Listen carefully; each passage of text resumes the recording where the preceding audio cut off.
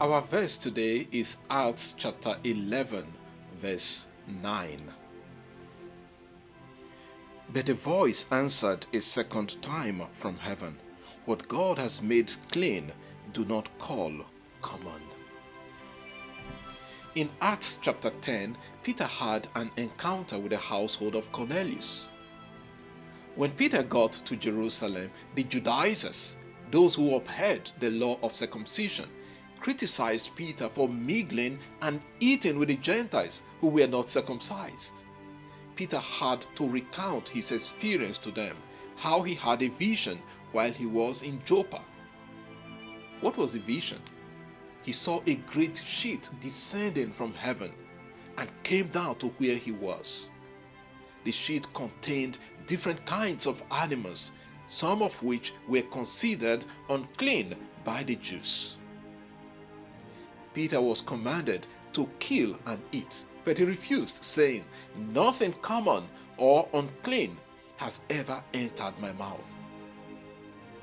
But a voice told him, "What God has made clean, do not call common." In the Torah, the law, there were laws about clean and unclean animals. Read Leviticus chapter 11. In that chapter, after enumerating the clean and unclean animals, the author concludes the discussion with the following words. He says, "This is the law about beast and bird, and every living creature that moves through the waters, and every creature that swims on the ground, to make a distinction between the unclean and the clean, and between the living creature that may be eaten and the living creature that may not be eaten."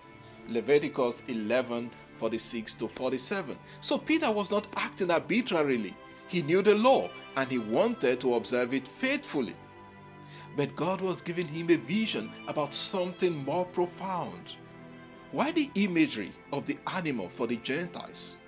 That was precisely how the Jews perceived the Gentiles, as unclean, which was why they accused Peter of eating with them.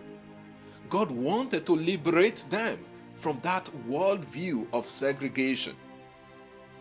Through his death, Jesus removed the barrier and distinctions between Jews and Greeks, freeborn and slaves, and so on. We cannot consider anyone unclean anymore. Everyone can appropriate the grace of Jesus Christ and be made clean.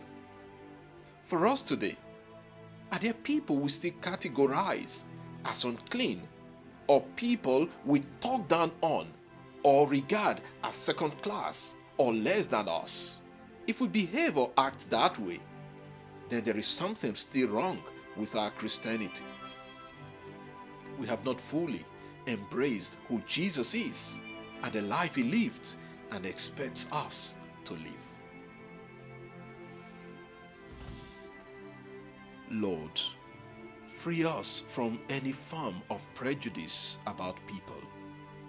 Let us see them as brothers and sisters. Amen. God bless you, and I wish you a wonderful day.